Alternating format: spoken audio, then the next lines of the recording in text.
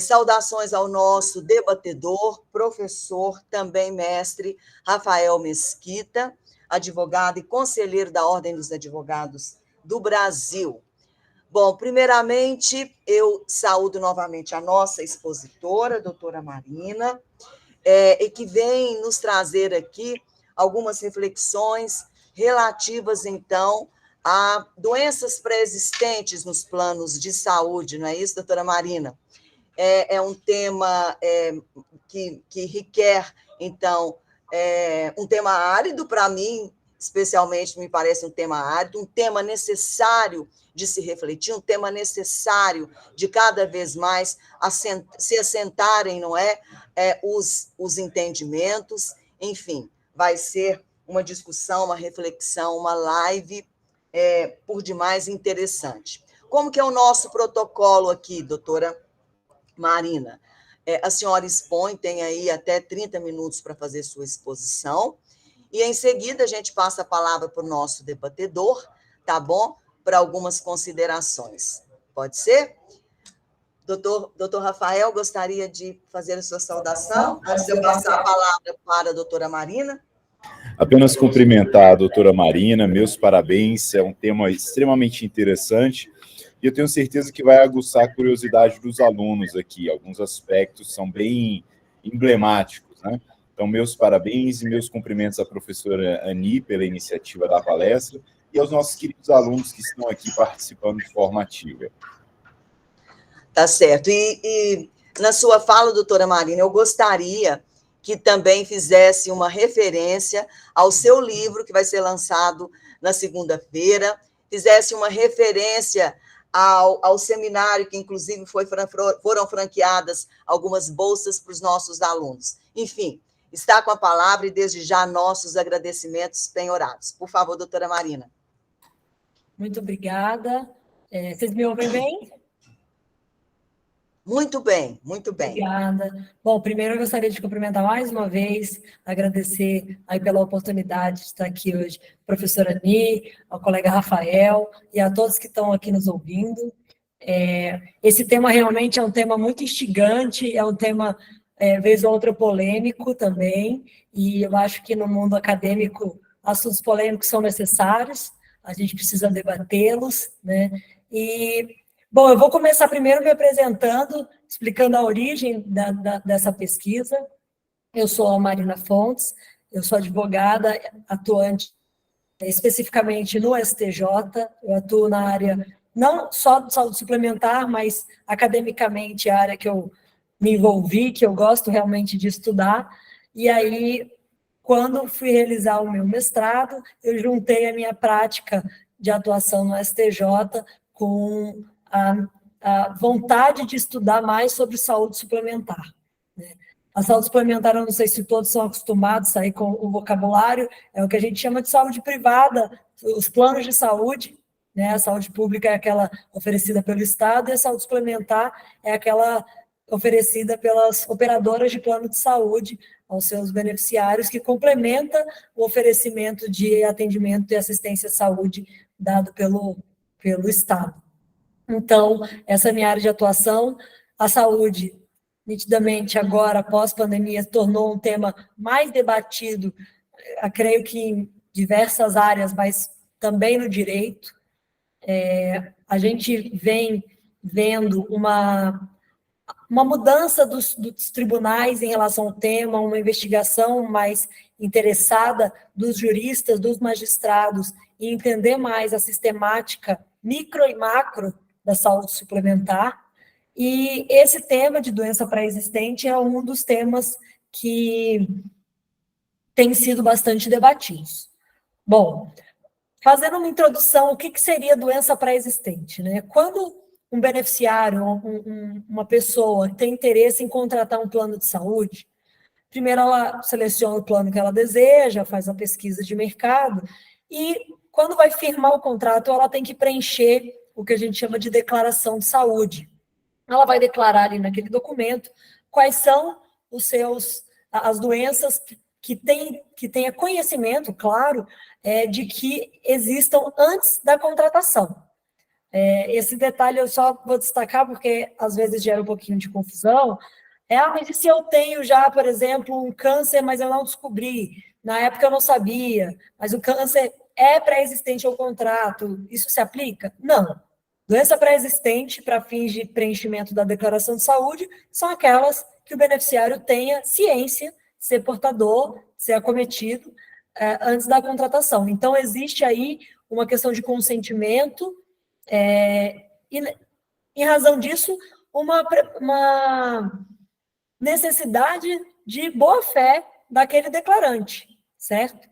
Então, ao preencher esse documento, ele vai dizer quais doenças tem ou não tem, e esse documento, junto com outras informações, vai ser o que a operadora de plano de saúde vai utilizar para poder calcular o prêmio, que é o valor que a gente paga mensal, né? O prêmio que deve ser pago para aquela apólice. Então,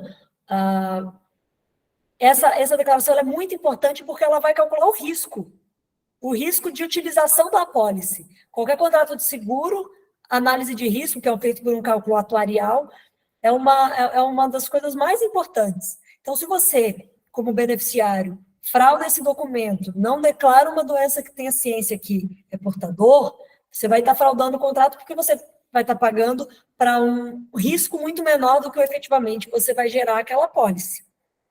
Então, bom, o que a lei de plano de saúde, é uma lei específica, esse é um setor regulado pela ANS, Agência Nacional de Saúde Suplementar, então é um mercado altamente regulado, é um setor que tem uma lei própria, não se trata de aplicação genérica, a gente tem uma lei própria para ela. E o que a lei prevê sobre essa situação? Se, eventualmente, um beneficiário omite a informação de que é portador de uma doença ou é acometido por uma lesão pré-existente ao contrato, e a operadora de plano de saúde depois vem a descobrir essa situação.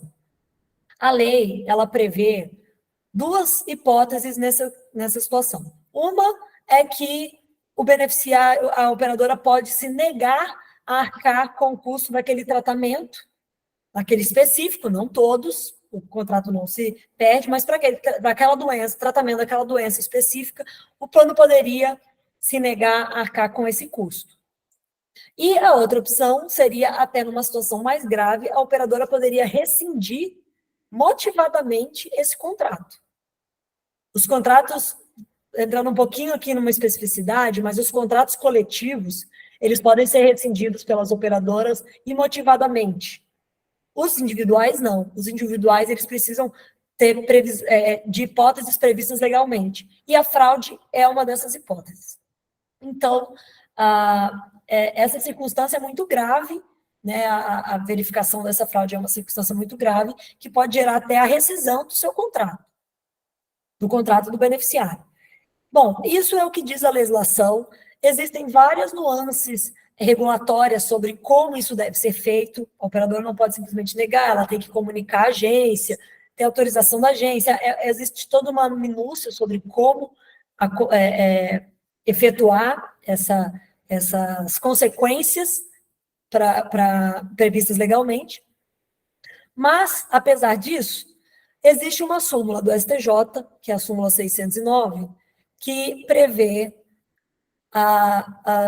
em outras palavras, aqui de forma resumida, que a seguradora, ele usa esse termo, seguradora, ela só pode se negar a cobrir evento omitido na declaração de saúde, de doença pré-existente, se tiver realizado exames médicos prévios no beneficiário ou se comprovado a má-fé.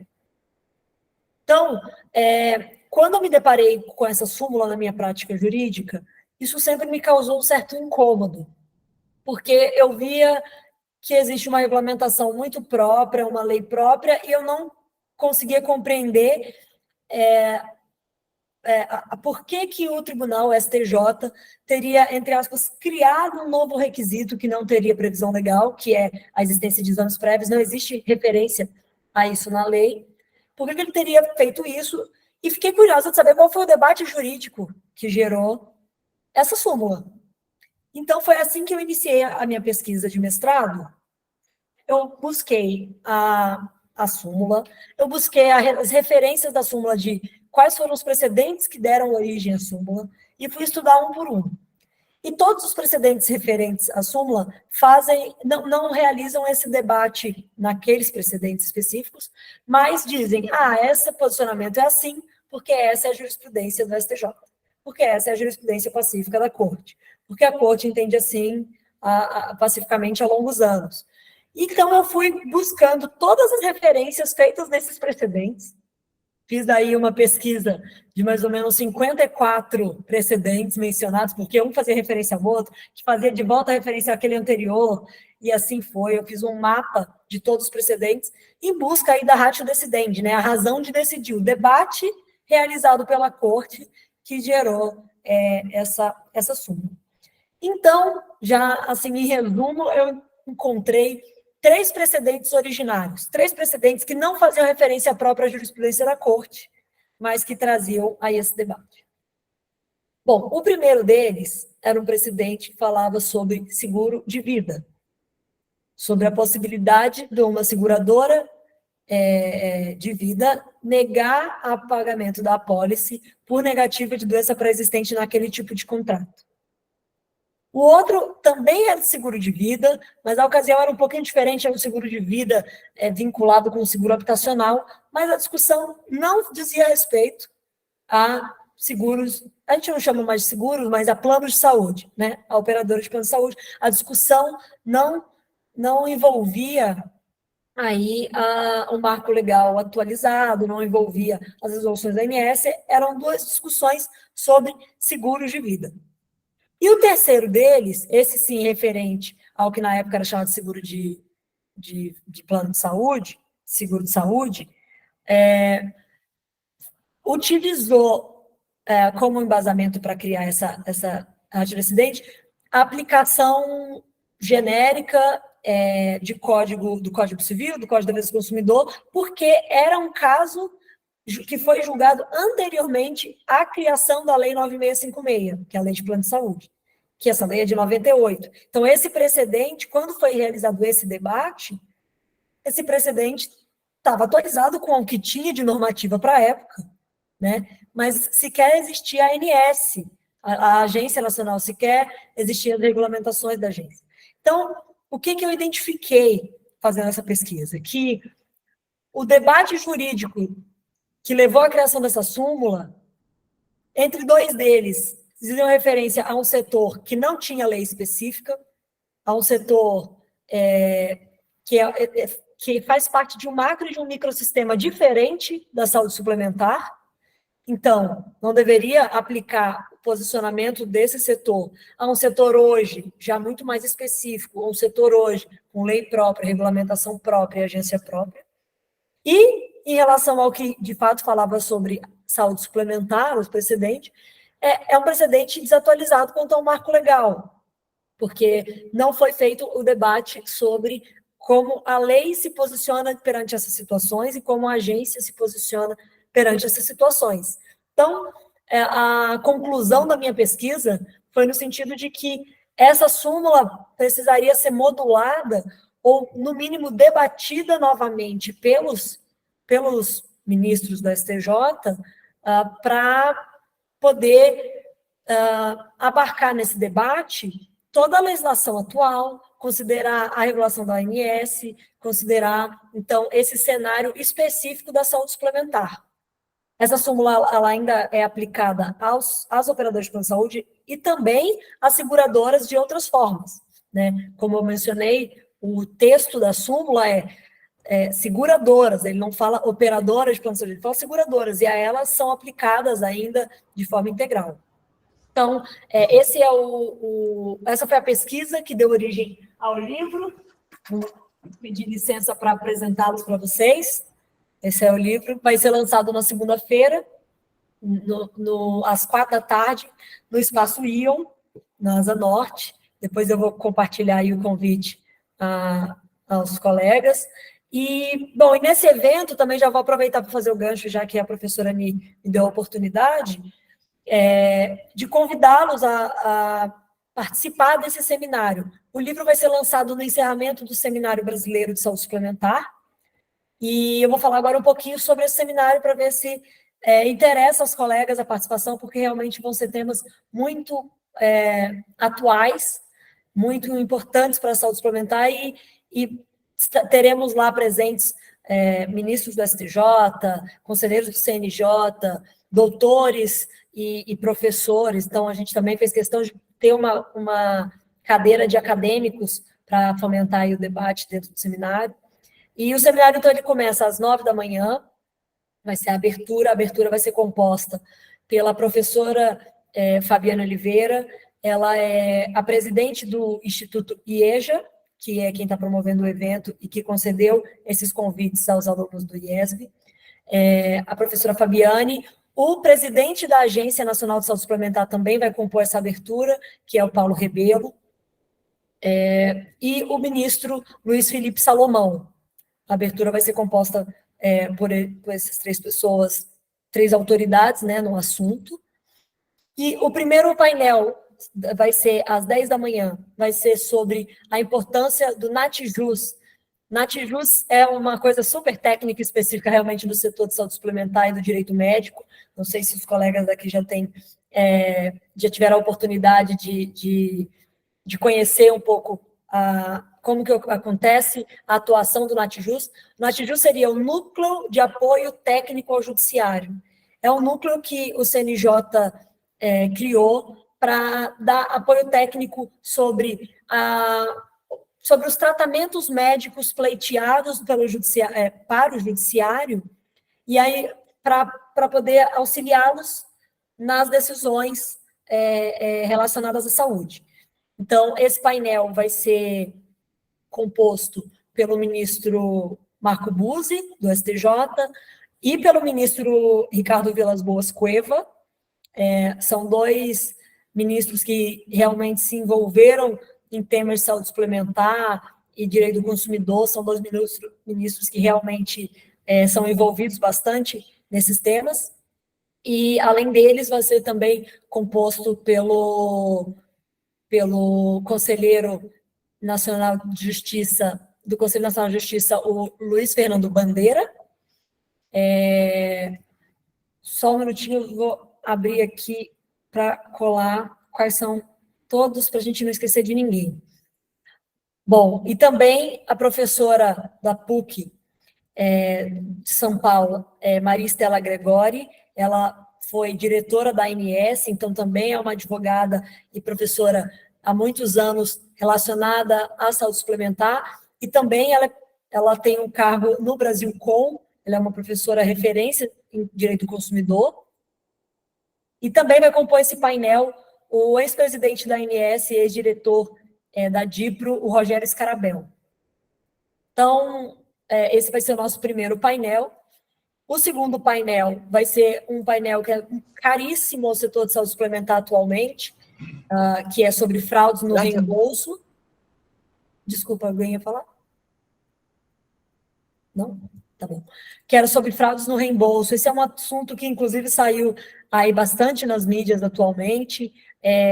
A ocorrência de pessoas que fraudam, criam empresas de fachada, emitem notas fiscais de procedimentos nunca realizados. Isso faz parte até...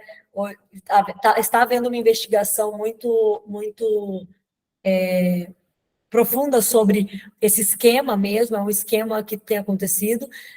E além disso, além dessa questão criminal envolvendo esse tipo de fraude, também vai ser debatido nesse painel a questão da obrigatoriedade do beneficiário ter que comprovar que despendeu dinheiro para ser reembolsado ou não. O STJ se posicionou recentemente, primeira decisão sobre o assunto, dizendo que o beneficiário tem que despender do valor para ser reembolsado, apesar disso parecer óbvio, não é uma prática, existe uma prática diferente disso, pessoas que pleiteiam o reembolso sem despender para o médico, e aí só transfere o valor do reembolso integralmente para o médico, e isso afeta toda a rede de credenciamento das operadoras, porque desincentiva que os médicos e as clínicas se credenciem, né, as operadoras.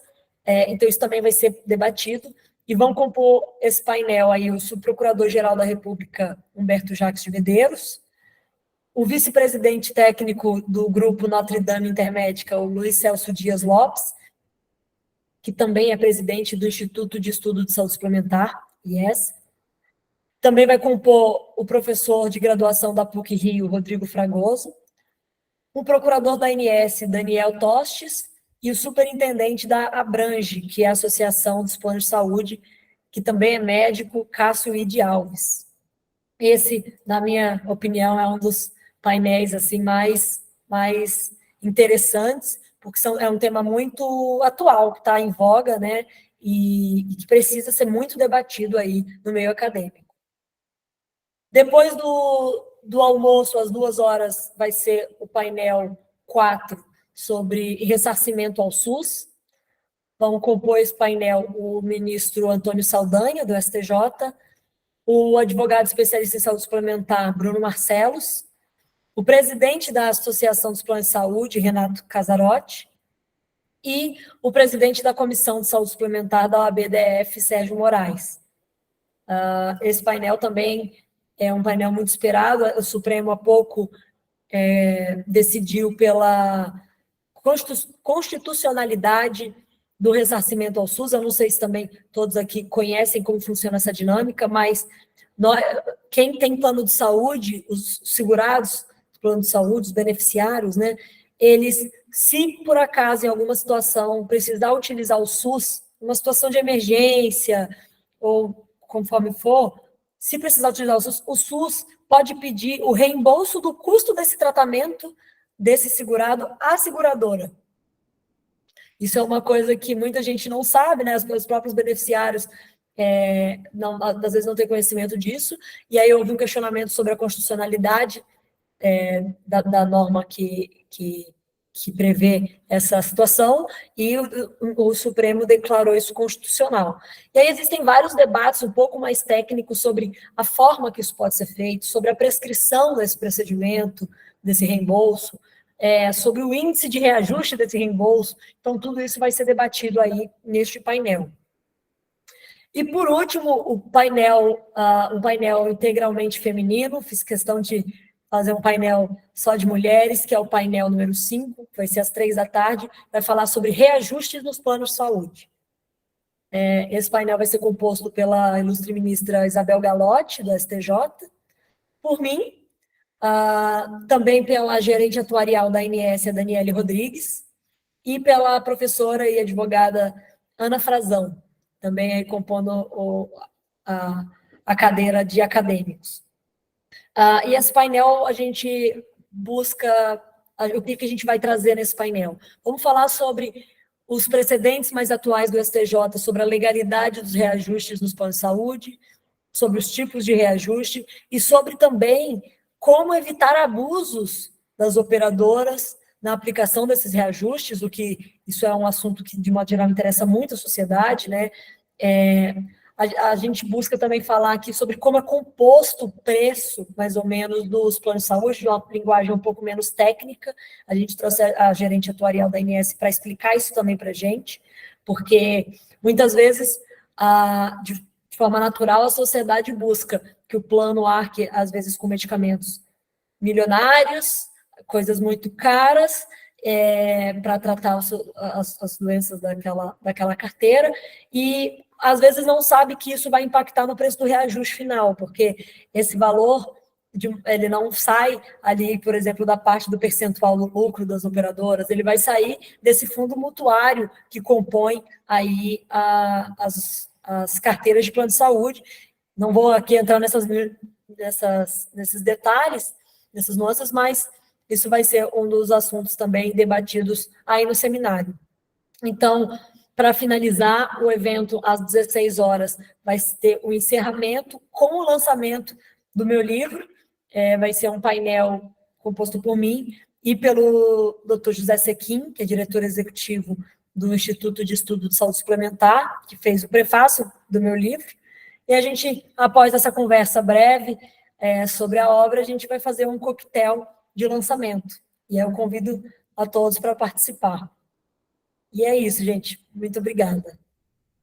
Muito obrigada, doutora Marina. Já divulgamos aqui, perante todo o nosso corpo docente, nosso corpo discente, nosso programa de mestrado, esse interessante evento. Eu vou passar, então, para o professor e advogado e conselheiro, mestre Rafael Mesquita, para as considerações finais. Obrigada. Doutora Marina, primeiro, lhe parabenizar pela brilhante exposição. Meus parabéns. Penso que foi uma live esclarecedora acerca dos pontos que foram aqui propostos. Não estão me ouvindo? Só um minuto, então. Desculpa, Rafael, não estou te ouvindo.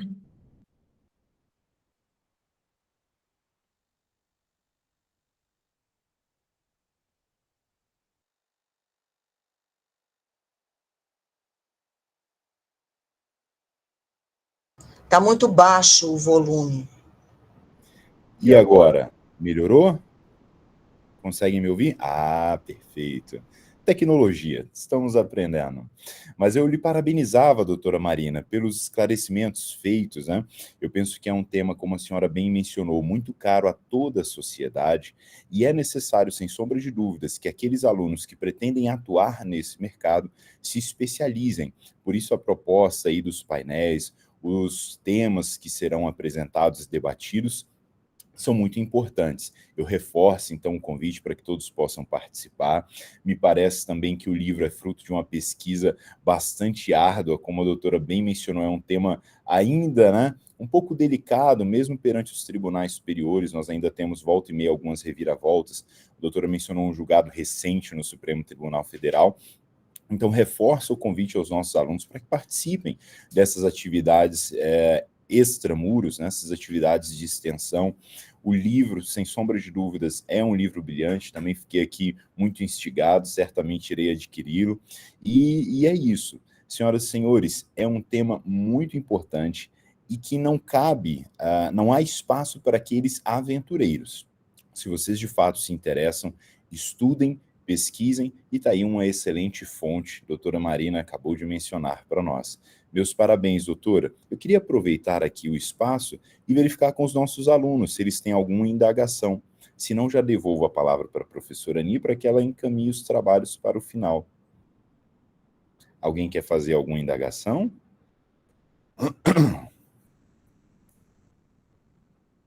Professora Ani, acho que os nossos alunos estão um pouco tímidos, né? Mas eu lhe devolvo a palavra. Obrigada, professor Rafael, obrigada, doutora Marina. Eu quero dizer que eu não poderei estar presente na segunda, porque segunda, terça e quarta a etapa de prova oral do nosso programa de mestrado, então, mas eu já vou adquirir depois e vou pegar a sua dedicatória.